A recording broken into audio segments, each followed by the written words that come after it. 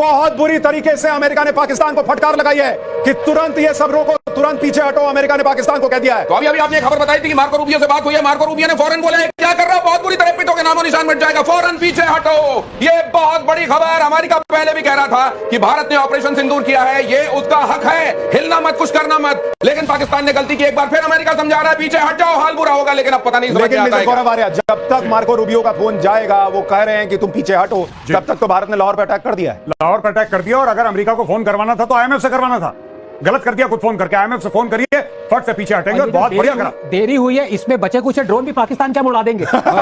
और एक और बड़ी इंपॉर्टेंट बात है सर, चाइना ने, सॉरी टू इंटरप्ट, चाइना ने पाकिस्तान से कह दिया कि हमारी इक्विपमेंट यूज करना बंद करो। हमने अफ्रीका से कहता हमारी काम करती इक्विपमेंट। हमारी नाक कटा रहे हो तुम लोग। नहीं आनंद सर, मुझे तो ये लग रहा था कि अमेरिका से पहले चीन पाकिस्तान को रोकेगा कि मत लड़ो भाई, क्योंकि तुम लड़ते हो, तुम पीटते हो, और पोल मेरी खुलती है कि रास्ते का माल सस्ते में ये चीन बना रहा है। JF-17 किसी को नहीं चाहिए, किसी को चीन का एयर डिफेंस सिस्टम नहीं चाहिए जो ना ड्रोन रोक पा रहा है, जो ना मिसाइलें भारत की रोक पा रहा है। चीन अलग एक्सपोज, पाकिस्तान अलग एक्सपोज। लेकिन सर एक बात बताइए कि कल पाकिस्तान के लिए एक बड़ी खुशखबरी आनी थी। IMF से उसको लोन मिलना था। जो आदमी रात में ये हमले कर रहा है उसको कौन लोन देगा? क्या उस पर भी अब संकट है? नहीं, मुझे लगता है कि बिल्कुल संकट है, 100% संकट है। और अमेरिका की अगर बात नहीं मानेगा, अमेरिका इसकी चूड़ियां कसेगा। और एक और बड़ी खबर मेजर भाई, एक और बड़ी खबर, सियालकोट पे बड़ा हमला हो गया है। सियालकोट में भारत ने बड़ा हमला किया है। लाहौर में 3 ठिकानों पर भारत ने बड़ा हमला कर दिया है। यानी अब ये वॉर है बॉस, अब इसमें कोई इफ बट नहीं है। सियालकोट में भारत का बड़ा हमला, लाहौर में लगातार सायरन बज रहे हैं। भारत घुस गया है पाकिस्तान में। लाहौर में ब्लैकआउट, लाहौर में सायरन, सियालकोट में भारत ने बड़ा हमला कर दिया है। मेजर गौरव आर्या, जरा सियालकोट की इंपॉर्टेंस समझाइए। देखिए, ये पाकिस्तान का एक बहुत बड़ा वहां पे कंटोनमेंट है, इनके आर्म्स डंप हैं, इनके मिसाइल डंप है वहां पे। और सियालकोट पाकिस्तान के लिए बहुत बड़ी खबर, पाकिस्तान घुस गई भारतीय सेना। ये अज्ञात बॉर्डर पर पाकिस्तान के भीतर दाखिल हो गई भारतीय सेना। और देखिए मेजर गौरव आर्या को, ये इसका मतलब समझिए ये क्या है।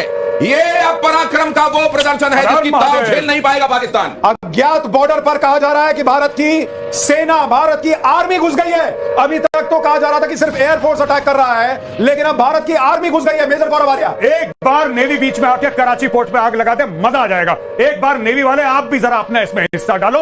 आर्मी अंदर घुस गई है पाकिस्तान में। INS विक्रांत है, वहां से करिए 15-20 BrahMos fire, set fire to the Karachi port. आग लगा दो कराची में, फूंक डालो पूरे शहर। मेजर गौरव आर्या, क्या आपको लग रहा है पाकिस्तान का नक्शा बहुत बुरी तरह बिगड़ने वाला आज रात? मैं बता रहा हूं, आज की रात देखना कयामत की रात है पाकिस्तानियों। सो मत जाना, आज की रात को कयामत की रात है। तुम्हारे सर पे मौत का नंगा नाच हो रहा है। सो जाओ, लेकिन एक आंख खुली रखना। हाँ। नहीं, पाकिस्तान के जितने बच्चे आज घर पे अपना मैप बनाने का प्रैक्टिस कर रहे हैं, आज बार रुक जाओ बेटा, आज बार रुक जाओ, या 2-3 दिन और रुक जाओ, तुम्हें मैप फिर से सीखना पड़ेगा। ऐसी स्थिति बन रही है। मीरा जी आपको जोड़ना चाह रही है। सुशांत जी, बहुत बहुत अभिनंदन। भारत माता की जय। ये ललकार के साथ जय हो गया। जैसे अभी मेजर गौरव आर्या सर भी बोल रहे थे कि जैसे ही हमारा INS विक्रांत से हो, बाकी बच्चों के जो F-16 उन्होंने वहां पे ग्वादर में डाल रखे। अरे मीरा जी, आप कह रही थी S-400 का मिसाइल बड़ा महंगा आता है, ड्रोन पे क्यों खर्च करना? अरे भाई, भारत कह रहा है खुला खर्च करो, इनको कंगाल कर देना है, उसके लिए सोचने की जरूरत नहीं है। सुशांत जी, हमारा जो महाराजा रणजीत सिंह का लाहौर है वो बहुत जल्दी वापस हमें मिलने वाला है। बस कुछ गिनती के समय बचे हुए हैं और ये खुशी अभी सभी पूरे भारतीयों पे बहुत जल्दी दिखने वाली है। बस जैसा आपने वही कहा कि हम सब ये प्रार्थना करें कि हमारे जो योद्धा आज ग्राउंड पे भी उतरे हैं, ईश्वर उनकी पूरी तरीके से रक्षा करे, ताकि ये जो काम लेके निकले उसमें सफलता से वापस भी आ सके। मैं 2 चीजें यहां जोड़ना चाहता हूं, 3 चीजें इनफैक्ट, कि इस वक्त देश में नरेंद्र मोदी का जो नेतृत्व है, आपको उसको यहां पर चर्चा में लाना होगा। कि इस तरह का निर्णय लेना कि बॉस ठोक दो, घुस के ठोक दो। और ऐसी दुनिया में जहां नरेंद्र मोदी ने दुनिया को कहा कि यह युद्ध का नहीं बुद्ध का समय है, लेकिन इसका मतलब यह थोड़ी है कि सब बर्दाश्त करेंगे। बर्दाश्त की सीमा होती है। नरेंद्र मोदी ने टारगेट रखा हुआ था 2047। आप सोचिए कि नरेंद्र मोदी ने उससे भी कॉम्प्रोमाइज किया कि चल यार 2-4 साल एक्स्ट्रा लगेंगे भारत को तीसरी सबसे बड़ी अर्थव्यवस्था बनाने में या बहुत बड़ी इकोनॉमी बनाने में। लेकिन यह सब नहीं चलेगा। पहली चीज ये, पिछले 10 साल उस आदमी को आपको मानना पड़ेगा भाई। 10 साल भारत की सेना ने जिस तरह से हथियार बनाए हैं, जिस तरह से हथियार खरीदे हैं, आज उसकी ताकत दिख रही है मेजर गौरव आर्या। बिल्कुल अनप्रेसिडेंटेड है। मैंने पिछले, खासतौर से पिछले 7-8 साल में, 10 साल में से पिछले 7-8 साल में जितनी मैंने हथियार की खरीदारी देखी है, मैंने जीवन में नहीं देखी।